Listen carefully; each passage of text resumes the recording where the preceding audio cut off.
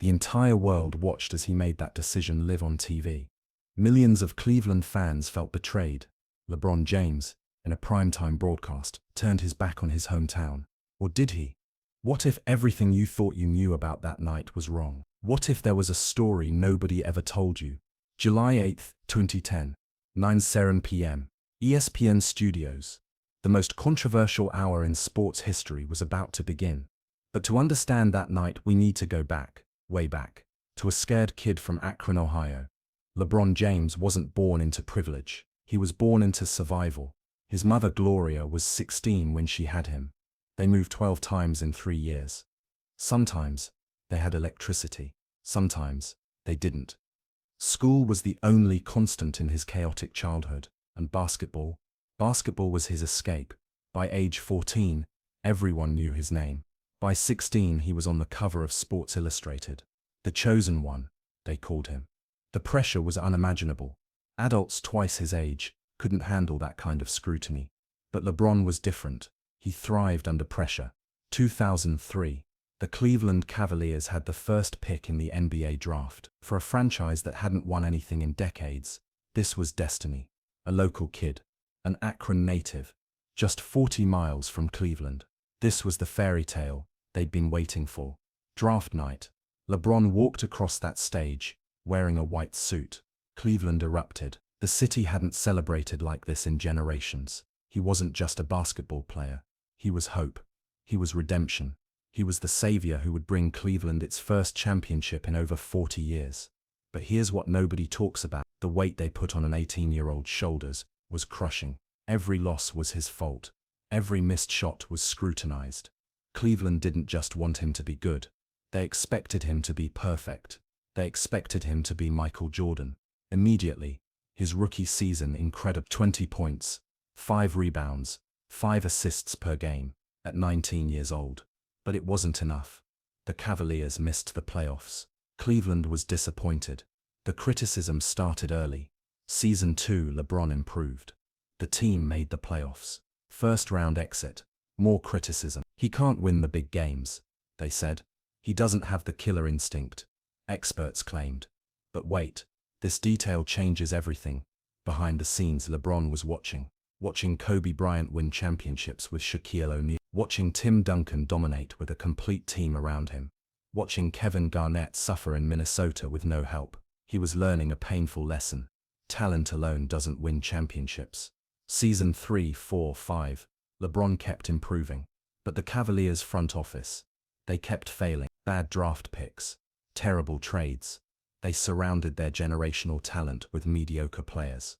It was like giving someone a Ferrari engine and putting it in a broken-down car. 2007. Something magical happened. LeBron dragged that Cavaliers team to the NBA Finals. Literally dragged them. His supporting cast included Larry Hughes, Drew Gooden, and Sasha Pavlovich. Against the prime San Antonio Spurs dynasty, they got swept. It wasn't even close. But there was one game. Game 5 of the Eastern Conference Finals against Detroit. LeBron scored 29 of Cleveland's last 30. He scored 25 straight points. 48 points total. It was superhuman. It was legendary. It was lonely. Standing in that finals, getting dominated by San Antonio, LeBron realized something terrifying. This wasn't enough. Cleveland's management wasn't going to get him help. He could be the best player in the world, and it still wouldn't matter. But he stayed quiet. He stayed loyal. He kept playing. 2000, the Cavaliers made moves. They traded for Mo Williams.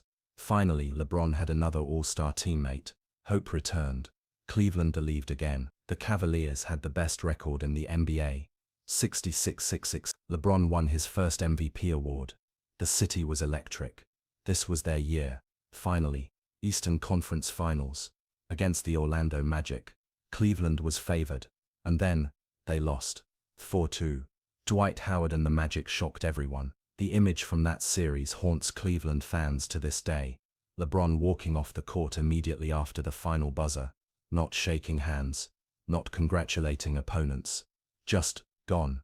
His jersey came off before he reached the tunnel. People called him a bad sport. A quitter. But what they didn't see was the broken promise in his eyes. Another year wasted. Another roster that wasn't good enough. Now here's where it gets interesting. 2010 season. Cleveland again had the best record. 61-31. LeBron won his second consecutive MVP. Back-to-back MVP award. Only the fourth player in NBA history to do that. The city was convinced this time would be different. Playoffs. Round 2. Against the Boston Celtics. Game 5. Cleveland down 3-1 in the series. Must-win game. At home. The city was watching. The world was watching. LeBron, 7 turnovers. He looked different. Passive. Disengaged. Almost like he'd already given up. They lost. Elimination game. Gentleman's sweep. 4-2. The Big Three Celtics. Paul Pierce, Kevin Garnett, Ray Allen. Destroyed Cleveland's dreams. But something was strange about that game. LeBron's body language. His effort. It was like he'd already decided something. Like he knew this was his last game. In a Cleveland uniform. The post-game interview was chilling. "It's disappointing," he said flatly.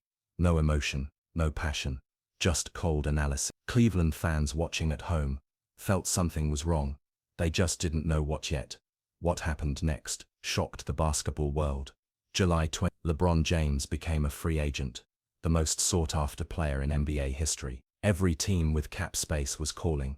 New York, New Jersey, Chicago, Miami, Los Angeles, Cleveland desperately trying to keep him. But this summer was different than any other free agency in sports history. The media circus was insane. Every rumor made headlines. Every sighting was documented. Where did LeBron eat dinner? Who was he meeting with? What did his body language suggest? Cleveland was nervous. They'd given him 7 years. They'd built everything around him. They'd promised to get him help, and failed repeatedly. But he was their native son. He wouldn't leave his home. He couldn't. Dan Gilbert, Cavaliers owner, was confident, almost arrogant. "LeBron will stay," he told reporters. "This is his home." But behind closed doors, LeBron was having different conversations. Miami Heat, Pat Riley, Eric Spoelstra, and most importantly, Dwayne Wade and Chris Bosh, all three of them, together, on the same team. The idea was revolutionary. 3 superstars in their prime, joining forces. It had never been done like this before. The pitch was simple. Stop trying to beat everyone alone. Join us. Win multiple championships. Create a dynasty. For 7 years, LeBron had carried mediocre rosters. For 7 years, he'd been blamed for not winning championships. For 7 years, he'd watched other stars have better teammates. The decision was forming in his mind. But here's what nobody knew at the time. LeBron didn't just want to leave Cleveland. He wanted to make a statement. He wanted the world to understand that players had power now. That franchises couldn't waste a superstar's prime and expect loyalty. That he deserved better. His team came up with an idea. A television special. 1 hour, prime time. LeBron would announce his decision live to the world. All proceeds would go to charity. The Boys and Girls Clubs of America would receive millions. ESPN agreed immediately. They called it the decision. Cleveland didn't know it yet, but their worst nightmare was about to unfold on national television. July 8. The day arrived. All day, Cleveland held its breath. LeBron was spotted at his marketing office in Cleveland. Good sign, right? He wouldn't leave if he was still in town. Local restaurants were packed with nervous fans. Streets were empty. Everyone was inside waiting. Cavs owner Dan Gilbert tried calling LeBron all day. No answer. Text messages. No response. Something was wrong. Very wrong. 6-7 p.m. LeBron left his office, got into his car, drove to the location where the special would be filmed. He was calm, focused. He knew what he was about to do would change everything. 8-7 p.m. 1 hour. Until broadcast. Cleveland bars were packed. Families gathered around TVs. The entire city believed he would stay. They had to believe. After everything they'd been through together, he wouldn't abandon them. Not like this. But you're not ready for what happened next. 8:30 p.m. LeBron arrived at the Greenwich Boys and Girls Club in Connecticut. The location wasn't random. It was a reminder. This night would benefit charity. Whatever happened, kids would benefit. But that message would get lost in the chaos. 8:45 p.m. Jim Gray, the interviewer, sat down across from LeBron. They exchanged pleasantries. Small talk. LeBron was wearing a gray suit. His expression was unreadable. Jim Gray had the biggest scoop of his career. and he knew it. 9. Broadcast begins. Good evening. I'm Jim Gray, and tonight we're here with LeBron James. Cleveland. Watching. Waiting. Hoping. New York. Watching. Dreaming. Praying. Miami. Watching. Knowing. Smiling. The interview started slow. Too slow. Questions about the process. About the difficulty of the decision. About what mattered most. LeBron gave politician answers. Careful. Measured. Vague. 10 minutes in. Nothing revealed. 15 minutes. Still nothing. Cleveland fans were getting anxious. Just say it. Just say you're staying. End this torture. 20 minutes. Jim Gray leaned forward.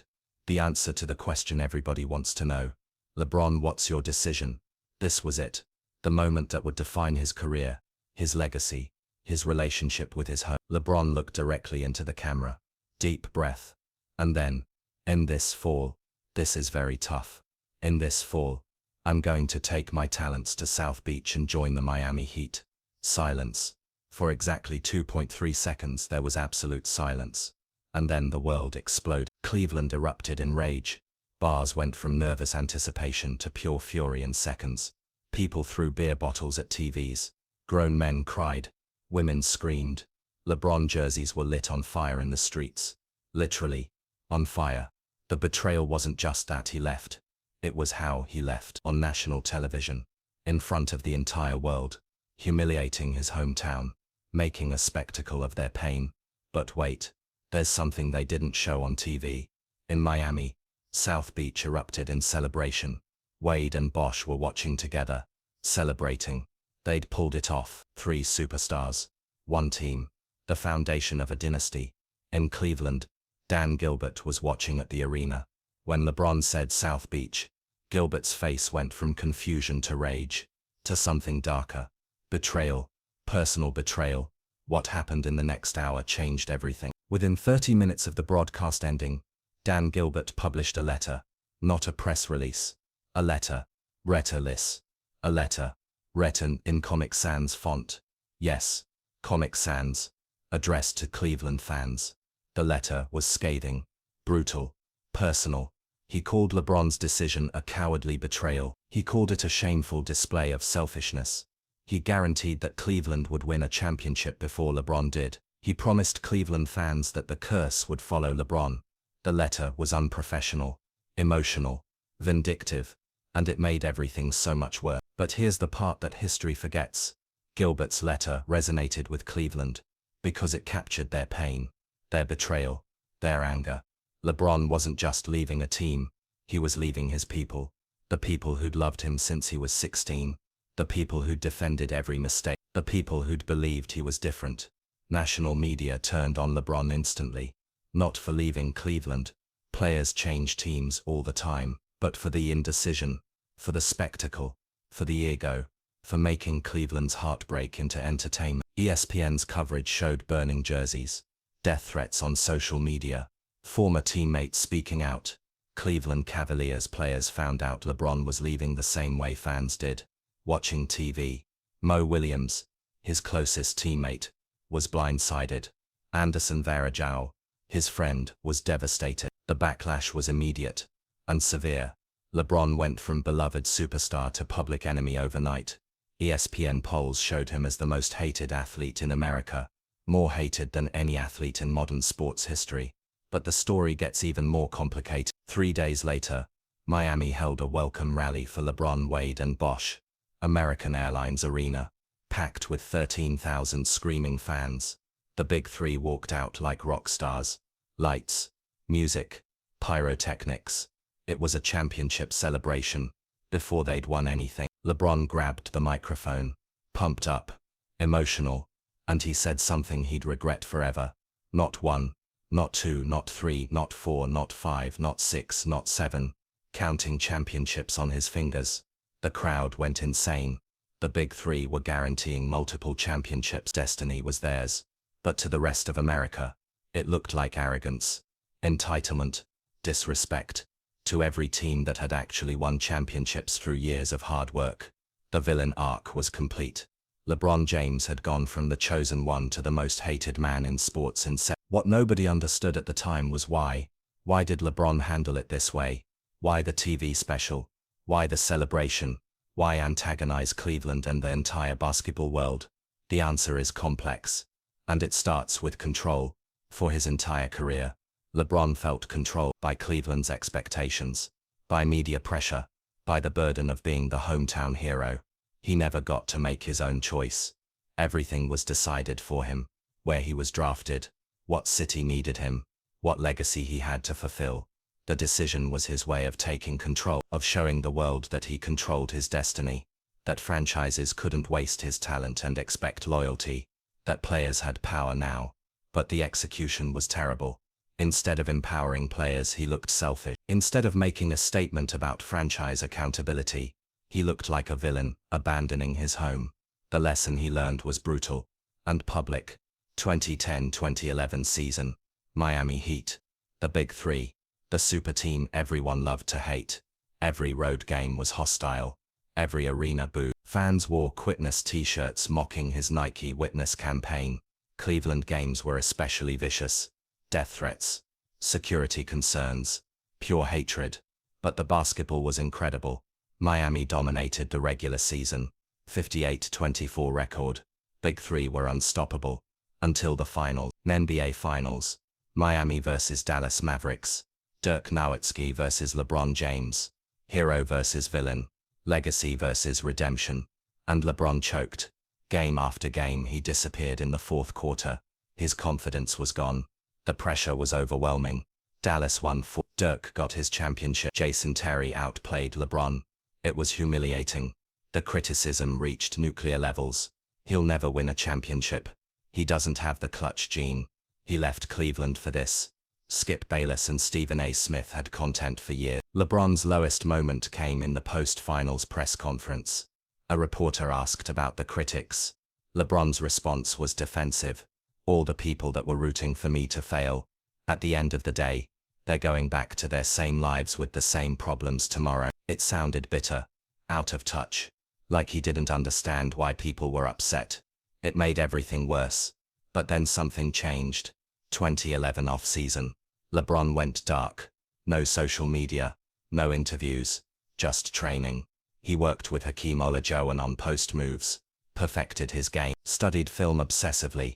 The criticism had cut deep, but instead of breaking him, it forged him. 2012 season. Different LeBron. Focused, mature, dominant. Miami went 46-20 in the lockout-shortened season. LeBron won his third MVP. They were favorites again. Playoffs. Miami crushed everyone. Made it back to the finals. This time against Oklahoma City Thunder. Kevin Durant, Russell Westbrook, James Harden. The young future versus the Big Three. Game 5. Elimination game for OKC. LeBron 26 points, 11 rebounds, 13 assists. Triple-double. Championship-clinching performance. When the final buzzer sounded, LeBron collapsed on the court. 7 years of pressure. 7 years of criticism. 7 years of being called a choker. Over.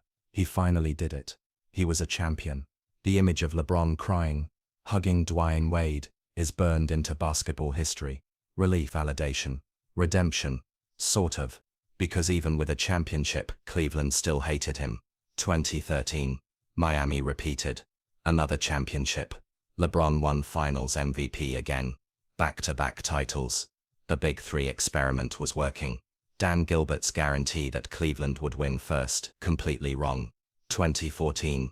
Miami made it to 4 straight finals. Lost to San Antonio. Age was catching up to Wade and Bosh. The window was closing. LeBron knew it. And in Cleveland something was stirring. The Cavaliers had been terrible since LeBron left. Worst record in the NBA multiple years. But they got lucky in the draft lottery. Really lucky. They drafted Kyrie Irving. Then waited a few years and got more lottery picks. They drafted Tristan Thompson, Dion Waiters. Then they got another, one pick. Anthony Bennett. A bust. Then another, one pick. Andrew Wiggins. Dan Gilbert had rebuilt through the draft. Cleveland had young talent again. They just needed one thing. A leader. A closer. A king. Summer 2014. LeBron was a free agent again. Miami wanted him back, but the situation had changed. Wade's knees were failing. Bosh had health issues. The roster was aging. The window had closed. And in Akron, Ohio, LeBron was feeling something he never expected to feel: homesick. For 4 years he'd proven his point. He'd won championships. He'd silenced critics. He'd shown Cleveland that leaving was the right basketball decision, but the hate still hurt. The burned jerseys, the curse, the anger, it all still hurt. His kids were getting older. They asked questions. "Daddy, why do people in Ohio hate you? How do you explain that to children?" LeBron started thinking differently. What if he went back? What if he apologized? What if he brought Cleveland the championship they'd been waiting 50 years for? What if he became the hero again, instead of the villain? It seemed impossible. The betrayal was too deep. The anger too fresh. Dan Gilbert's letter was still online. Cleveland fans had spent 4 years wishing failure on him. But what if? July 11, LeBron published an essay in Sports Illustrated, written by Lee Jenkins. The title, "I'm Coming Home." The essay was perfect. Humble, apologetic without fully apologizing, mature. It talked about being young and making mistakes, about understanding what home meant, about wanting to bring Cleveland a championship, about unfinished business. "I always believed that I'd return to Cleveland and finish what I started," he wrote. "I just didn't know where." The reaction in Cleveland was complicated. Some fans forgave immediately. The prodigal son returning. Others remained skeptical. He's only coming back because Miami got old. He just wants another championship. We're supposed to forget 4 years of pain. But slowly, Cleveland started to believe again. Maybe this was real. Maybe he really understood now. Maybe, just maybe, he could deliver what he promised. The stage was set for the greatest redemption story in sports. 2014-2015 season. LeBron back in Cleveland. Kyrie Irving as his co-star. Kevin Love traded to Cleveland. Goodbye Andrew Wiggins. Big 3-2. Championship expectations immediately. But it wasn't smooth. Chemistry issues. Coaching changes. David Blatt fired mid-season. Replaced by Tyronn Lue. Kevin Love struggled to fit. Media questioned if it would work. Playoffs. Cleveland made the finals. Against Golden State Warriors. Steph Curry's breakout season. Warriors were favorites. Game 1. Kyrie Irving injured his knee. Series over.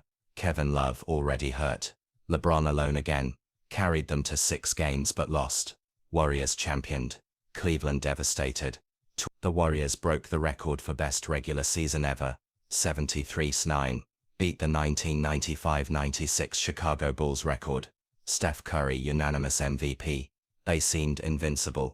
Cleveland went 57-25. Good but not great. LeBron coasting in regular season, saving energy for playoffs. Kyrie healthy. Kevin Love finally comfortable. They were ready. Playoffs. Cleveland destroyed the Eastern Conference. Made the finals again. Rematch. Warriors versus Cavaliers. Revenge opportunity. But nobody gave them a chance. Warriors were too good. Too deep. Too confident. Vegas odds heavily favored Golden State. Game 1. Warriors won easily. Game 2 Warriors won. Cleveland looked outmatched. 0-2. Going back to Cleveland. Hope fading fast. Game 3. Cleveland won at home. LeBron 32 points. Kyrie 30.